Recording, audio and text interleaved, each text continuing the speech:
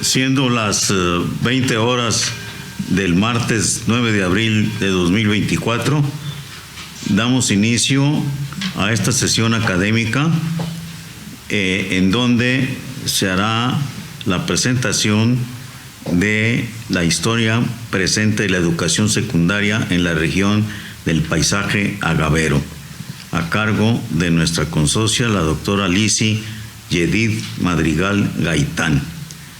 Le cedo la palabra a nuestro secretario para que dirija esta sesión.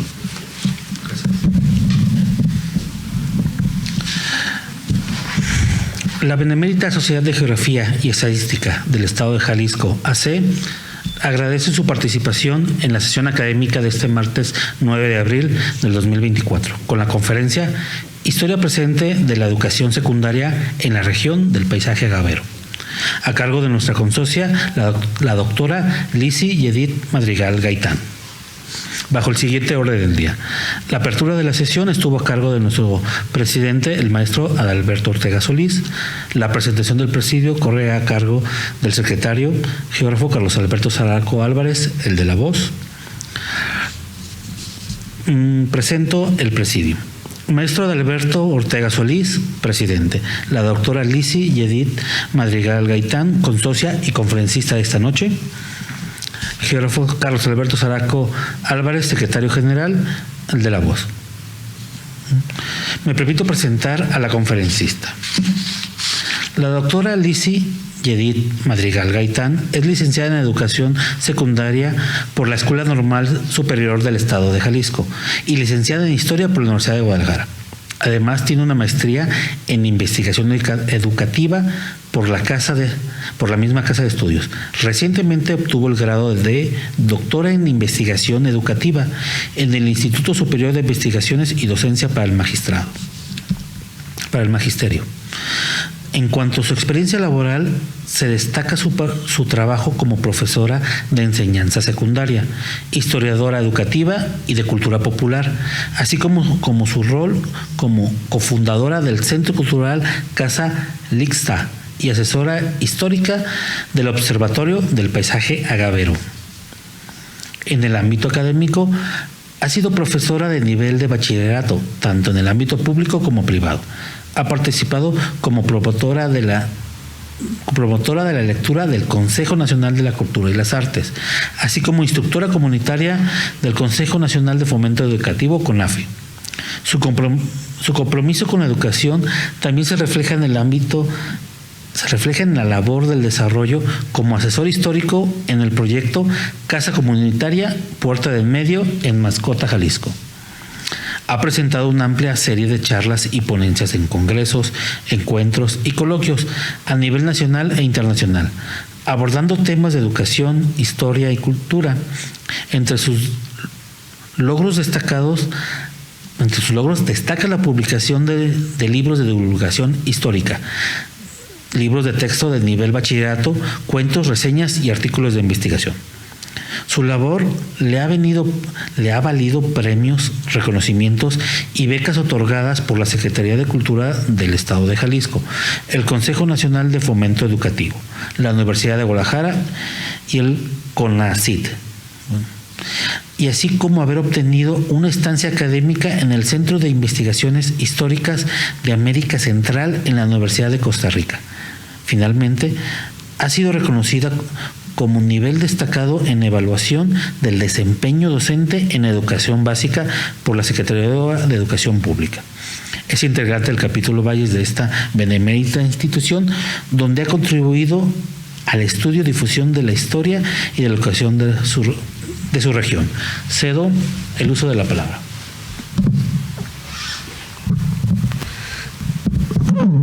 Buenas noches, estoy muy emocionada y agradecida con esta presentación en esta sesión académica en nuestra querida Benemérita Sociedad de Geografía y Estadística del Estado de Jalisco. También quiero agradecer la asistencia y saludar a quienes están en redes sociales, particularmente a los compañeros y compañeras consocios del capítulo Valles en Tequila, Magdalena, San Juanito de Escobedo y Teuchitlán. Reciban un abrazo de mi parte. Con su venia, presidente, voy a pasar a presentar. Entonces, pues nos pasamos.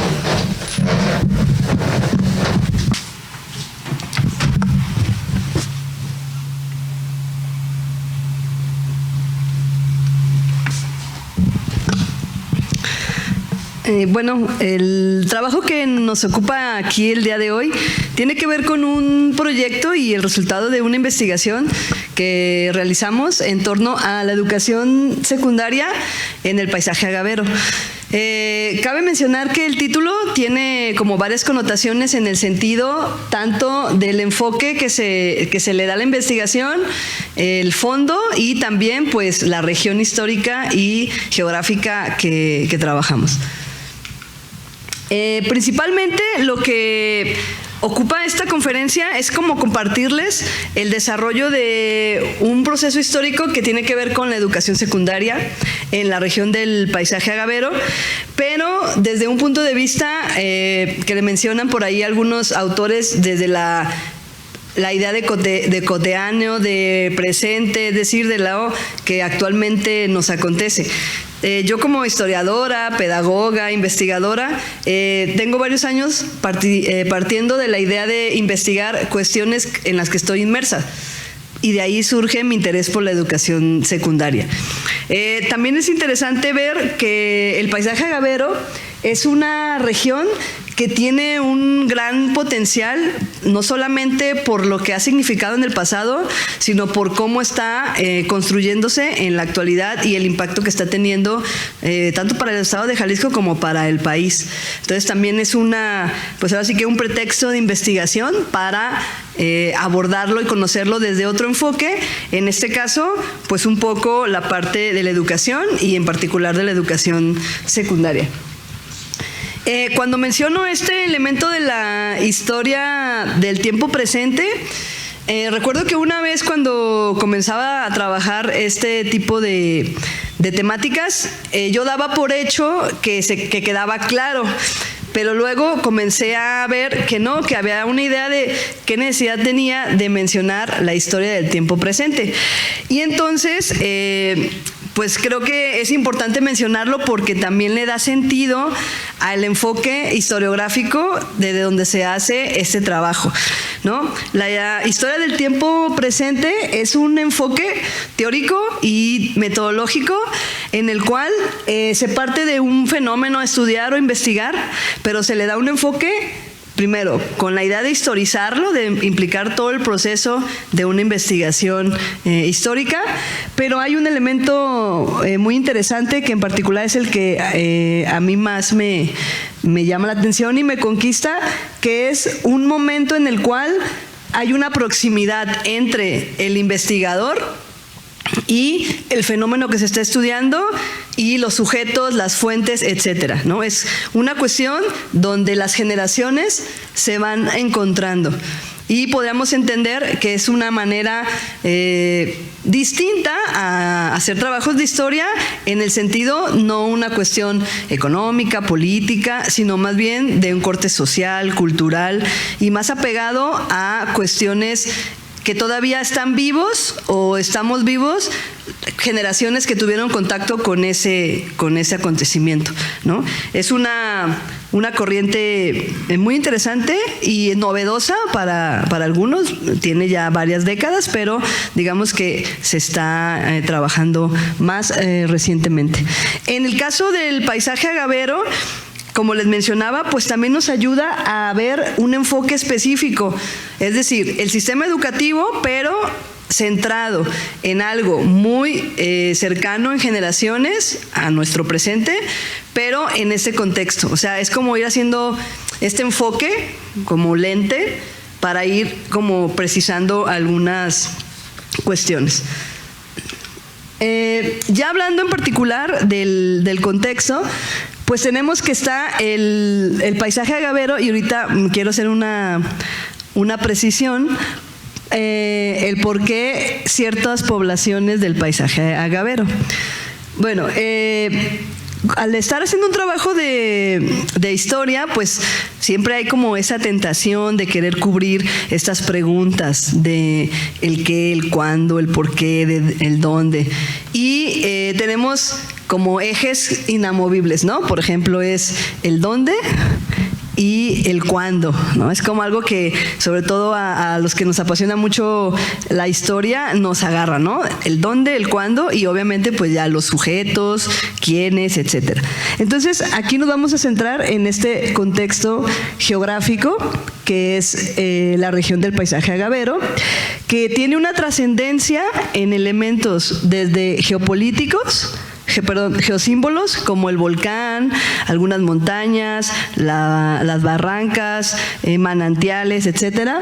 Elementos socioculturales identitarios, que ahí tiene el peso fuerte la producción de ciertos productos agrícolas y luego pues sus productos derivados, ¿no? El caso particular sería el tequila. También hay momentos históricos muy característicos en esta región que lo hacen ahora sí que como excepcional, que no ocurrieron en otros lugares y entonces que también toma esa importancia.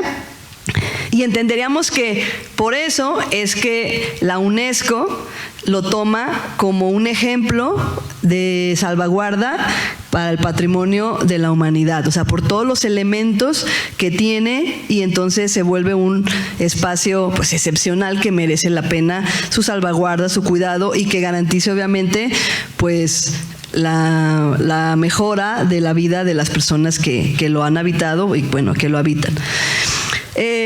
Sin embargo, en esta parte del recorrido, en un primer momento, cuando es de la denominación, se hace un primer polígono de este territorio, en donde queda establecido las zonas o las poblaciones de Tequila, de Amatitán y del Arenal.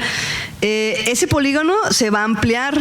Finalmente, se amplía a Magdalena y a Teuchitlán, que es como está actualmente toda la región denominada. Es decir, si vamos a la declaratoria, vamos a encontrar esas zonas también como parte.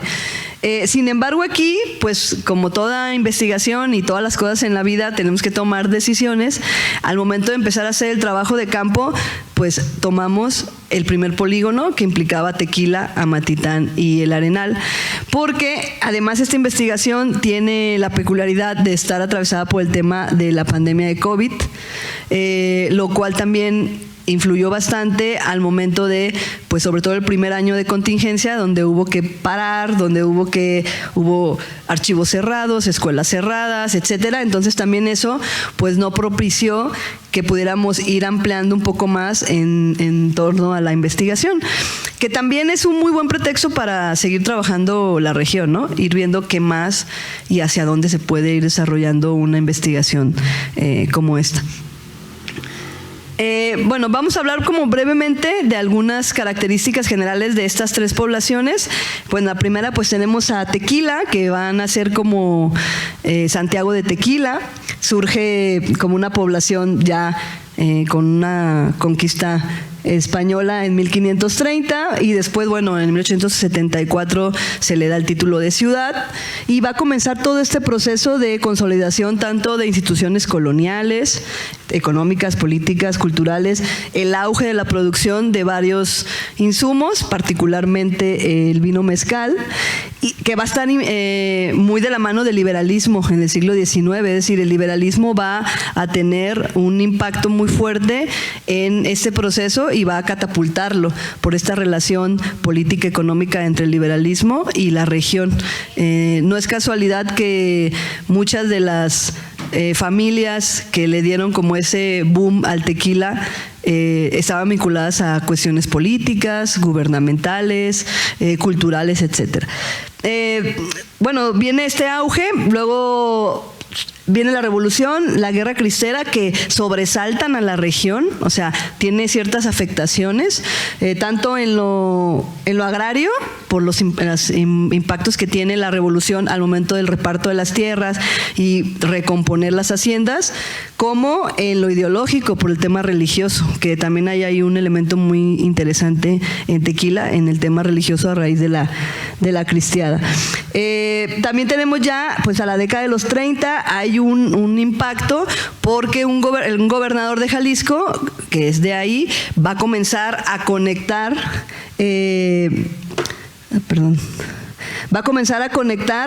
la ciudad de Tequila con la ciudad de Guadalajara.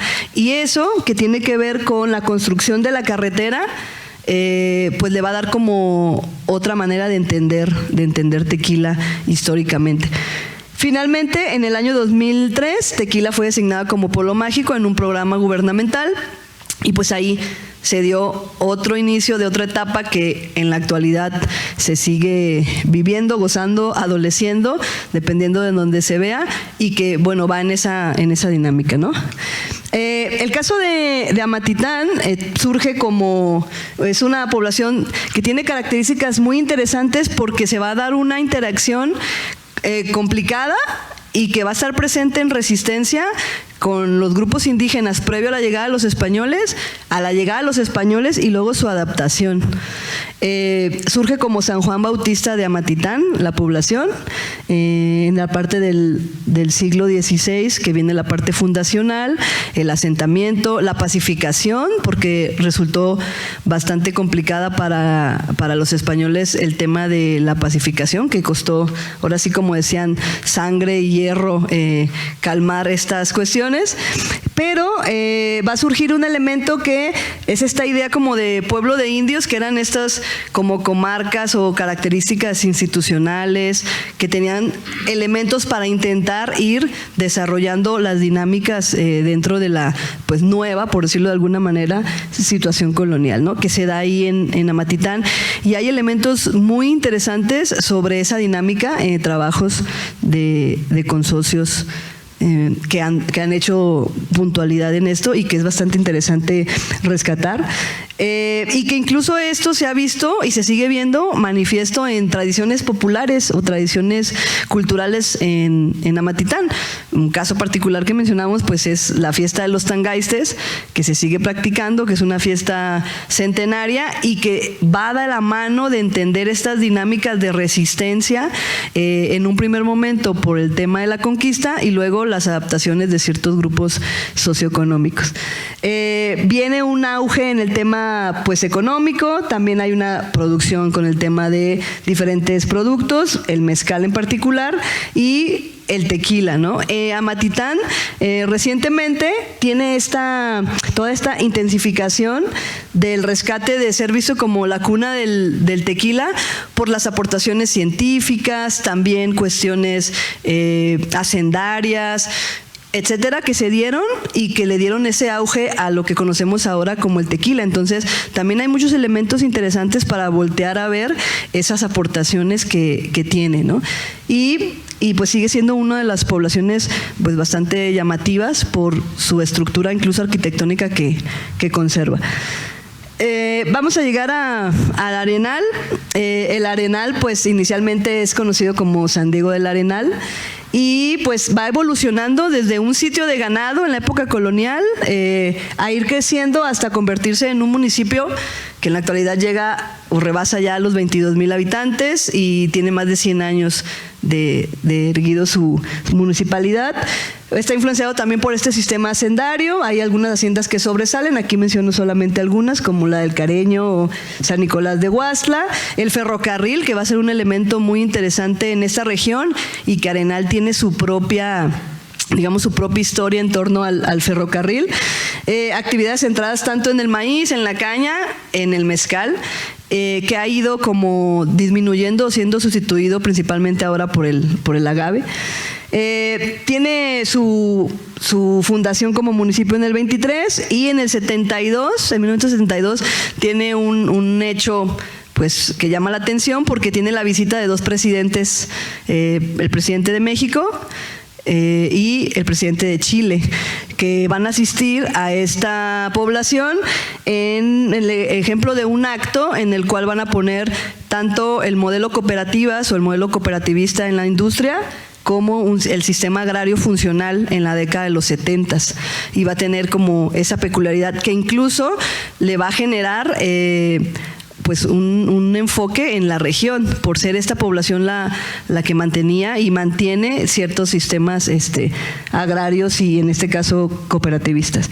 Desde que se integró el Arenal junto a las otras poblaciones a esta declaratoria, que incluso se ha puesto varias veces en la mesa, que ser llamada oficialmente la puerta de entrada al paisaje agavero, pues en realidad todavía no tiene como ese auge, ¿no? Tiene una zona arqueológica bastante interesante que está todavía ahí, que no termina de repuntar, pero que es, los arqueólogos hablan que es valiosísima en cuestiones de elementos, incluso más que en otras zonas que han tenido un poco más de auge. Y todavía en la actualidad pues sigue teniendo este ambiente como pueblerino, sigue recibiendo año tras año a cientos o miles de personas, tanto de poblaciones alrededor de la zona metropolitana, por este ambiente, ¿no?, que hay de pueblerino cada vez más cerca de la zona metropolitana, ¿no? Entonces, bueno, ahí tenemos como este elemento del contexto, o sea, por qué se vuelve importante o interesante hablar de este contexto, que en un primer momento es una región, luego vienen sus historias particulares y para el año 2006 se vuelve como a unir en ser una región ahora. O sea, es como si fuéramos a un pasado, entendemos sus formaciones y regresa, ¿no? Ahora ya casi es imposible entender estas tres poblaciones desvinculadas. O sea, hay una relación. Hablando en sí del sistema educativo, pues la primera parte del siglo XIX, cuando hablamos ya de pues un México independiente, vamos a hablar de elementos educativos, todavía no de secundaria, porque todavía no está como tal instituida. Tenemos que pues desde el 24 en la Constitución Federal Liberal se habla que la educación es esencial para la formación del país. Las reformas del doctor Valentín Gómez Farías nos dan también esta idea en 1833 sobre que deben de estar sí o sí en la mesa tanto el tema de la educación pública como la educación laica. O sea, estamos hablando que es de los primeros antecedentes y que se ha mantenido durante pues ya casi dos siglos. También tenemos que el primer modelo de algo similar a lo que sería la educación secundaria nos llegó por Francia y con el emperador Maximiliano. De hecho, el primer modelo educativo que se entiende como secundaria es este modelo del liceo francés que venía después de la educación elemental y que si lo revisamos podemos ver muchas de las características que incluso en la actualidad se siguen manteniendo en la educación secundaria. Por ejemplo, que es después de haber terminado o haberte graduado de la educación elemental, ciertas edades, las edades de la juventud, las materias o las asignaturas por módulos o bloques, que incluso en la actualidad siguen estando, pues en ese momento se van a poner por áreas del conocimiento.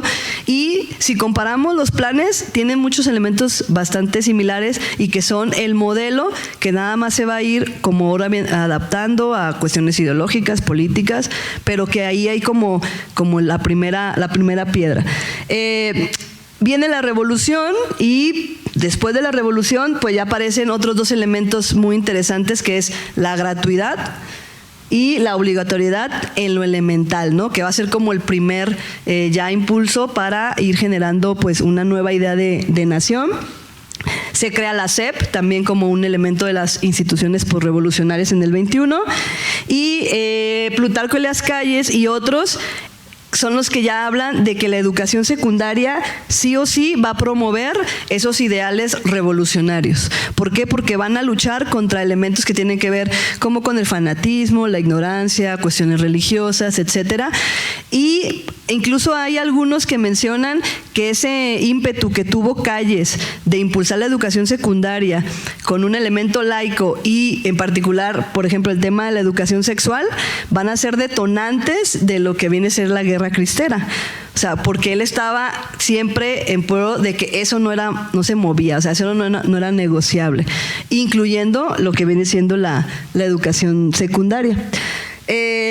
Vienen estas transformaciones y pues aparece la educación secundaria ya como la conocemos, con decretos, se instituye en 1925 y comienza su proceso de empezar a buscar pues ciertos valores, cuestiones en el cardenismo, pues también vamos a hablar mucho de la parte del modelo socialista, las prácticas ya no tanto revolucionarias, sino ya se va a inclinar más al tema nacionalista, y va a empezar el tema de la infraestructura y pues el ideal, ¿no? Expandirlo, o sea, que empiece a haber secundarias en pues de la mayor parte del territorio mexicano. Empiezan los desafíos, que es, pues me imagino que el desafío constante en lo educativo, ¿no? Que México pues es un mundo en territorio, en llegar, en servicios, en aspectos, y pues de la idea al hecho, pues siempre hay como ese reto, ¿no? Y van a empezar a aparecer implementaciones de modelos, planes, y va a aparecer el plan de 11 años, que es un plan determinante para la educación secundaria en nuestro país y obviamente en la región, en nuestro estado, porque es el que le va a dar el impulso a sí o sí tener la educación secundaria como un elemento clave entre lo elemental o lo que después conocemos como primaria y lo superior. O sea, ahí es donde se cimienta este hilván para poder darle marcha a los proyectos que existían. Hay bastantes tensiones por la ideología, porque están las luchas estas de las ideas comunistas, marxistas, y la educación secundaria, en el caso de Jalisco, estuvo a cargo de la Universidad de Guadalajara todavía en gran parte de los años 50. Después hay ciertas pugnas y entonces terminando la década de los 50, la Secretaría de Educación Pública toma el control de la educación secundaria y la Universidad de Guadalajara se centra en lo que actualmente sería pues el bachillerato. O sea, hay como esa separación de la educación media, como se le llamaba muchas veces. La media era secundaria y preparatoria, no quedaba como muy claro. Incluso en los archivos, aquí en el archivo de Jalisco, las catalogaciones tienen esas confusiones, porque dice educación secundaria y casi siempre estamos hablando o aparecen documentos de lo que es el bachillerato, porque mucho tiempo se manejaba como secundaria, como educación media. Entonces, bueno, ahí vamos en esta parte. Y ahí es donde entra la región. ¿Por qué aquí? Porque va a ser en los años 50 cuando aparece la educación secundaria en la región del paisaje agavero. ¿Quién va a liderar? Pues Tequila, por su población, por su propia historia, va a tener la primera escuela secundaria, una escuela privada, religiosa, pero que digamos es pues el detonante y el inicio, la escuela secundaria Roberto Ruiz Rosales. Y se va a empezar a expandir un modelo en la región que es muy interesante, que es el modelo por cooperación, pero laico. Es decir, en muchas veces, o la mayoría de las veces, las escuelas privadas tienen esta idea religiosa.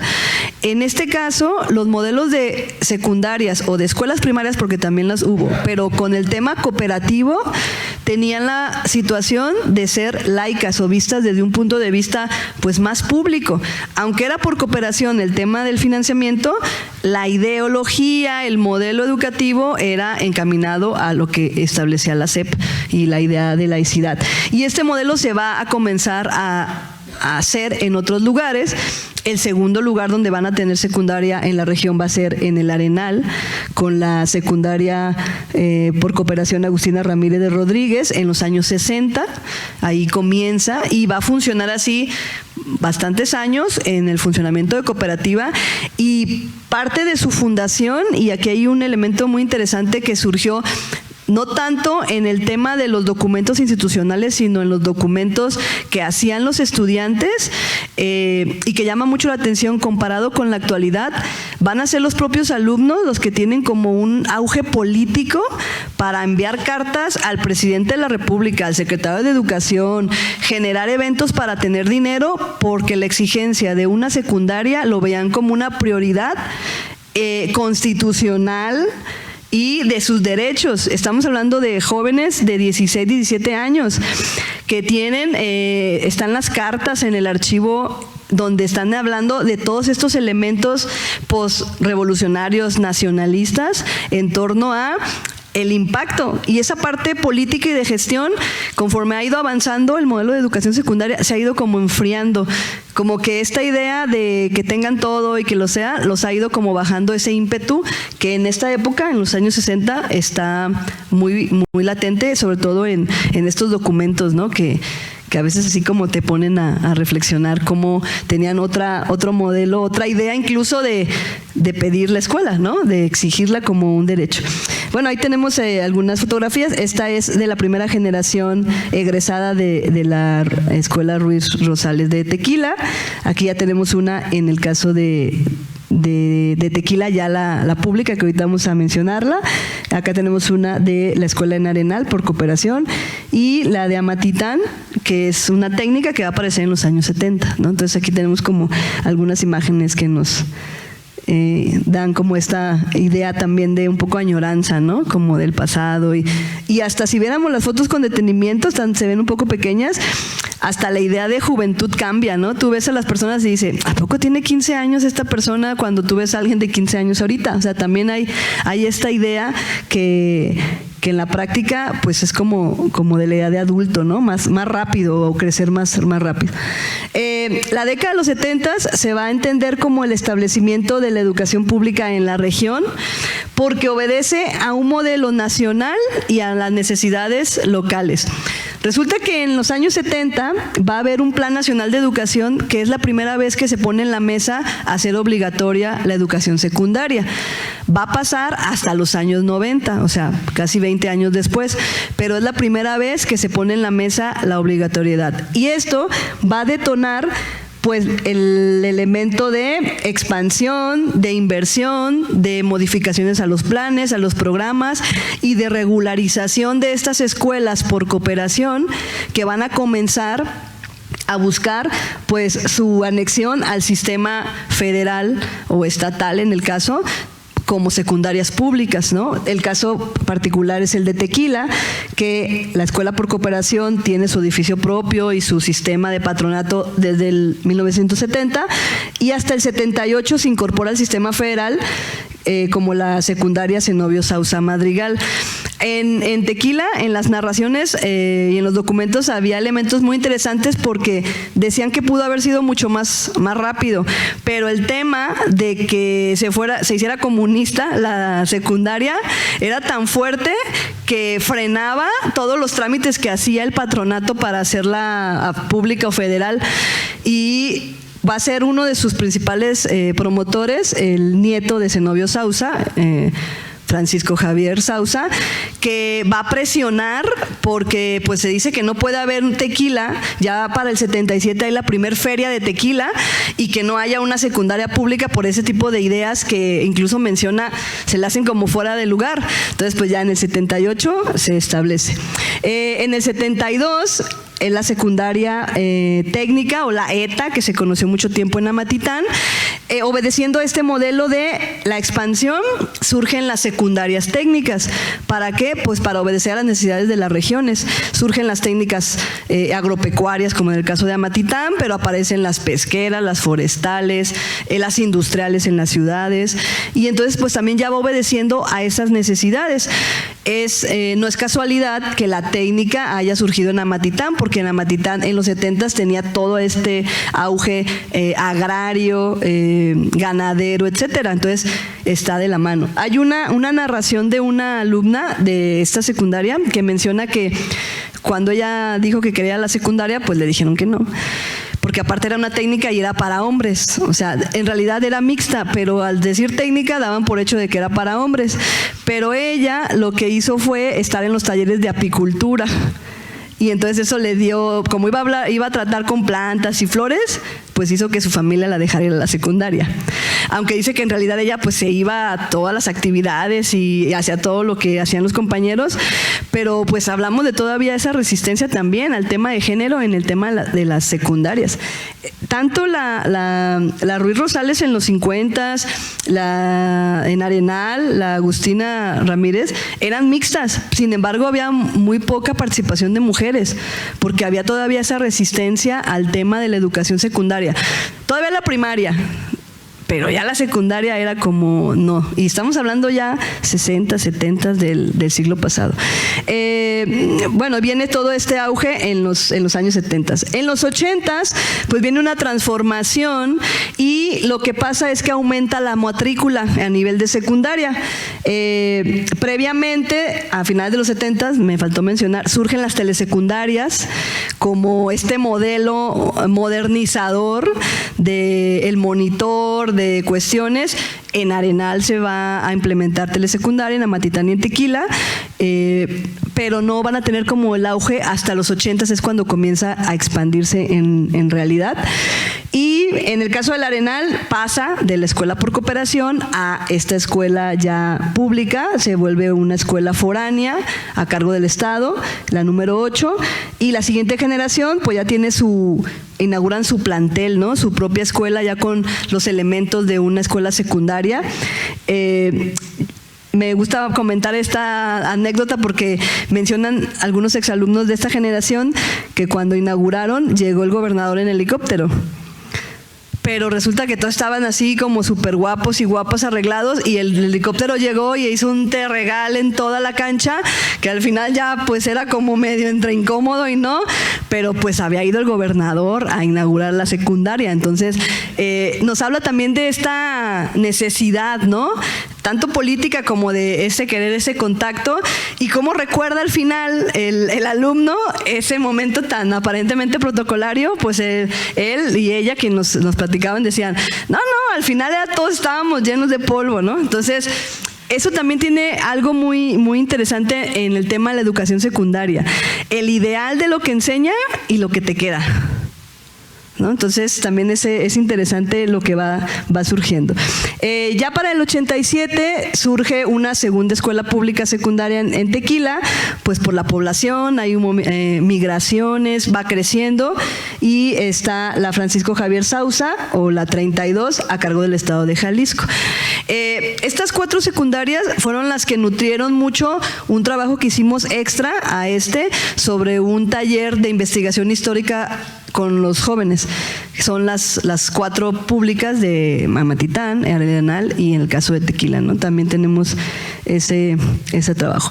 Pues en los 90s y en los 2000 pues podemos hablar que son la época de las reformas, las modificaciones, vienen estos elementos de descentralizar el sistema educativo, comienza ya ahora sí la educación pública como pública y obligatoria, la secundaria en el 90, llegan los textos gratuitos a las secundarias, ¿no? Ahí por ejemplo nos menciona una persona que compartió su experiencia, que antes de los libros tenían que ir a la biblioteca y hacer la tarea rápido porque cerraba el de la biblioteca y se iba, pero ya cuando tuvieron los libros de texto ya era llevarte la biblioteca a tu casa, ¿no? Entonces eso va a ocurrir en el 95 en secundaria. Y bueno, viene toda esta serie de modelos de calidad, ¿no? Que es como algo que ya es lo más actual, que es el tema de la calidad, la capacitación, las pruebas estas de planea, de enlace, que también van a dar como una presión en el sentido positivo o negativo, como lo queramos ver, a las secundarias en las regiones. Se menciona que Tequila, la secundaria Zenobio Sauza, la federal, va a ganar un primer lugar en la prueba enlace en los 90 y va a ser como llamar la atención a la zona metropolitana, o sea, como una secundaria. Entonces, estamos hablando también de esas cuestiones de ir acercando las regiones y ver los modelos y las exigencias, porque luego se da mucho que los modelos educativos se centran en ciertas zonas urbanas, pero al momento de llegar a las zonas que no son las grandes ciudades es donde entran en el estira y afloja. Y bueno, llegamos a los 2000, el plan de estudios 2017, que es este modelo de aprendizajes claves, que una de sus principales características eran las llamadas autonomías curriculares, que era la posibilidad de que las escuelas pudieran crear al menos una asignatura con contenido propio. No terminó pues ahora sí que de armarse bien y de cuajar, porque bueno, aparte de que viene el cambio de administración federal, pues llega la pandemia, ¿no? Entonces también ahí hay como un antes y un después, y pues en la actualidad las secundarias se rigen con el modelo educativo, la nueva escuela mexicana, y obviamente haber pasado 2 años de adaptarse a la cuestión de las normas de la pandemia, forzar cuestiones que lamentablemente en educación secundaria a nivel nacional tuvimos un retroceso, es decir, se perdió el avance que había por la deserción. Aún en todas las políticas y todas las medidas que se hacían de que no hubiera reprobación, se perdió matrícula y se está intentando como otra vez, porque finalmente esos 2 años pues afectaron al nivel de secundaria por una razón muy sencilla. Muchos de los chicos y las chicas pues se tuvieron que poner a trabajar, a migrar, y cambió su dinámica a lo que se venía trabajando, ¿no? Entonces, bueno, ahí tenemos algunas imágenes. Acá miren la nota periodística, ¿no?, de que gana la prueba enlace, fotos, ¿no?, de siempre el recuerdo del terminar la escuela. Bien, pues para concluir, esta investigación pues nos abre como muchas aristas, ¿no? O sea, nos abre la parte desde luego histórica, territorial, cultural, nos abre la cuestión de lo educativo, pero aterrizado a la vida también de las personas, porque de repente vemos las historias como muy acartonadas, ¿no? Como la parte muy institucional, el edificio cuando se inauguró, pero falta la parte de la historización, de las experiencias, de ver esos archivos, o sea, esos documentos que nos cuentan, etcétera. O sea, elementos que nos den como otra mirada de ver la historia y de entender la historia diferente, rescatar esas memorias y, ¿por qué no?, comenzar a generar como una sinergia de diferentes ámbitos para ver que desde lo educativo o desde el enfoque de lo educativo podemos investigar muchísimas áreas. Vamos a hablar en particular de esta región pues que nos interesa y que queremos tanto, pero ¿por qué no ver la educación como un lente que nos permita entender, valorar y darle significado a un elemento, ¿no? El tema de la educación secundaria a mí me mueve mucho porque es un tema donde si la viviste, es un momento clave en tu vida, por el momento de la vida, por la adolescencia. Si la viviste después, pues porque se volvió a lo mejor un requisito o una necesidad para tener que cursarla o vivirla. Pero se vuelve un momento clave en las personas. Por eso es que mi reconocimiento para todas las personas que se dedican a compartir sus conocimientos, experiencias a los adolescentes, porque van a cambiar de una u otra manera la vida de alguien en ese momento clave que termina recordándose de maneras tan distintas, pero que además pueden reflejar el potencial en una población. Hay muchos estudios que mencionan que la secundaria, concluir la secundaria, tiene que ser como el ideal, ya no es la primaria como es la secundaria. En México no tenemos el 100% de nivel de secundaria aún, sigue siendo un reto a cubrir. Entonces, pues, todo esto nos invita pues a reflexionar, ¿no? Diferentes aristas: historia, memoria, territorio, educación, etcétera. Pues un gusto haber compartido con ustedes esta parte de este trabajo y pues muchísimas gracias. Un poco de tiempo para un par de preguntas por si alguien del auditorio quisiera cuestionar.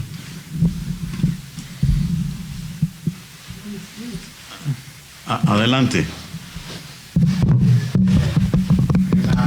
Las experiencias que tienes en la educación, que has estado en secundaria, en el bachillerato y por ahí en el nivel superior, ¿hay distinciones en la cuestión de enseñanza en los niveles?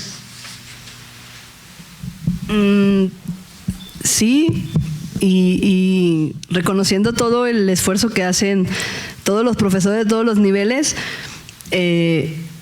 no cualquiera enseña en secundaria. O sea, yo conozco personas que han estado en diferentes niveles, en niveles superiores, bachillerato, prueban secundaria y prueban por muchas razones. Puede ser desde el reto hasta por cuestiones también de garantes laborales.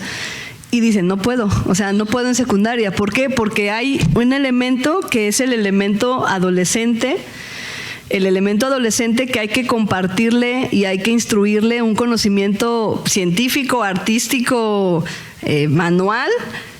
Y esas dos cosas no es fácil y si le sumamos que son 40 y tantos adolescentes, pues es otro reto más, porque como es parte de la educación básica, pues estamos hablando siempre de una gran cantidad de estudiantes. Entonces, sí hay la distinción, la creatividad, la actividad, la energía tiene que ser como distinta.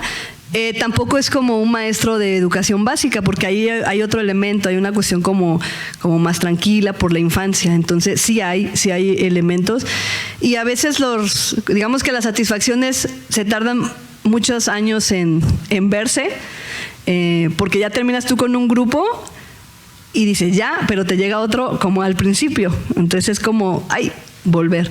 Pero pues también te nutre de una energía y de ver el mundo de una manera diferente, que solamente cuando somos adolescentes nos atrevemos a verlo, y que de repente vale la pena volver a tener como esa tranquilidad de decir, relájese maestra, no pasa nada, ¿no? Entonces sí hay una diferencia. ¿Alguien más? Bueno, yo sí voy a tomar la palabra porque, como le decía yo hace rato a la maestra, que pues me hizo recordar muchas cosas. En primer lugar, la vez en que me mandó llamar don Tomás Cepeda, que fue el gran profesor, el gran maestro, creador de la Escuela Normal Superior Nueva Galicia, pero además un gran maestro, profesor marista. Yo me eduqué con los maristas, primaria, secundaria y preparatoria. Fui becado por el gobierno del estado, tanto en primaria como en secundaria. Ya en preparatoria no, porque ahí ya no intervenía la Secretaría de Educación, pero mi papá me dijo, no, tú adelante y sacamos eso. Pero cuando me mandó llamar, que yo terminaba primero de profesional, don Tomás Cepeda, yo estudié en la Universidad de Guadalajara, que es mi alma mater. Él me dijo, quiero que usted dé clases, pero profesor, le dije, pues yo nunca he estado frente a un salón pero usted tiene que ser maestro. Y empecé en segundo secundaria, después en tercero secundaria, en segundo secundaria, principios de economía, López Rosado, que escribió un libro pequeño, muy bueno. Pero luego en tercero, principios de derecho, o sea, civismo, fundamentalmente civismo. Y ahí di también varios años, y luego geopolítica en preparatoria, todo en el Cervantes. Cuando años después que me tuve que retirar de dar clases porque me nombraron funcionario público con don Francisco Medina Asensio, entonces obviamente que les estoy hablando de los años primero 61 y luego 66 o 65 por ahí. Y cuando entré a dar clases a la Universidad de Guadalajara, fue primero a la Facultad de Economía. Ahí di 3 años clase con los economistas, obviamente que di principios de derecho en ese sentido. Ahí me enteré que resulta que un presidente de la República, que no quise saber ni su nombre, porque le iba yo a recordar, perdónenme la expresión, pero a su mamacita y a todos los demás, ¿verdad? Porque cómo quitaba la clase de civismo, que es lo que vemos ahora, que pues no hay un respeto al himno nacional, ni a la bandera nacional, etcétera, etcétera. Lo que es el civismo, que nosotros estudiamos, creo que todos nosotros estudiamos, algunos a lo mejor ya no les tocó. Y después, mis años, casi 50 años en la Universidad de Guadalajara, en Derecho. Me enorgullece muchísimo ser maestro emérito de la Universidad de Guadalajara. Y más me enorgullece, pues, presidir esta científica sociedad benemérita, Sociedad de Geografía y Estadística, obviamente que sí. Y quiero felicitar, independientemente del reconocimiento que le vamos a hacer ahorita, a la maestra Lisi Yedid Madrigal Gaitán, por su magnífica exposición, por este sentimiento que se le nota fundamentalmente en el amor a la educación, y más a la educación secundaria. Por eso yo le decía yo que me acordaba yo cuando me inicié, claro, detrás, resulta que había unos cursos de verano para los maestros. Y figúrense que ahí me encontré a mis maestros de primaria y yo les daba clase en esa escuela superior de Nueva Galicia, o sea, para maestros, ¿no? Y todas esas cosas me vinieron en este momento al recuerdo y bueno, sí me voy emocionado. Quiero felicitar a la doctora por esta magnífica exposición y esta magnífica también investigación, que creo que todos nosotros, este tipo de trabajos nos impulsa a seguir investigando muchas áreas de la ciencia que tenemos que hacer para beneficio de toda nuestra sociedad. Perdón que me extendí. Bien, voy a entregar un reconocimiento a la doctora Lizy Yedid Madrigal Gaitán, la Benemérita Sociedad de Geografía y Estadística del Estado de Jalisco, Asociación Civil, institución científica y cultural instalada el 27 de septiembre de 1864, la de Jalisco, porque la otra fueron años anteriores. Este presente reconocimiento a la doctora Lizy Yedid Madrigal Gaitán por su participación en las actividades organizadas por esta institución con la conferencia Historia Presente de la Educación Secundaria en la región del Paisaje Agavero, misma que se llevó a cabo en las instalaciones de nuestra casa sede, cumpliendo así con el compromiso de presentar un trabajo anual y con el objetivo fundamental de esta benemérita institución, que desde su fundación ha sido el estudio y la divulgación de la ciencia y de la cultura. Guadalajara, Jalisco, a 9 de abril del año 2024, y firman el secretario, el geógrafo Carlos Alberto Zaraco Álvarez, y su servidor, el abogado maestro Adalberto Ortega Solís. Se lo entrego con mucho gusto y con gran reconocimiento. Muchas gracias. Gracias. Muchas gracias. Gracias.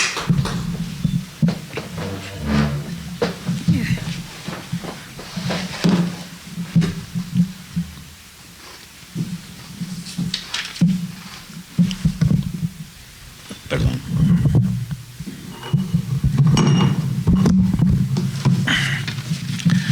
Agradecemos la presencia de nuestros expresidentes, el doctor Eduardo Velasco Briceño en esta casa sede, y de manera virtual a la licenciada María del Pilar Sánchez Alfaro y al maestro Samuel Gómez Luna Cortés, a los consorcios locales y de los capítulos, así como a nuestros invitados presenciales, a quienes nos siguen y a quienes nos siguen en las redes sociales. Me permito dar el siguiente aviso. Próximo martes 16 de abril, en punto de las 20 horas, presentación del libro Luca Pacioli, mecenas, maestros y autores, alumnos de nuestro consorcio, el doctor José Humberto Chávez Arana, con los comentarios de nuestra expresidenta, la doctora Adriana Ruiz Rasura.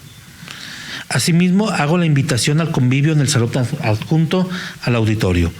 Y para la clausura de esta sesión, entrego el micrófono al maestro Alberto Ortega Solís.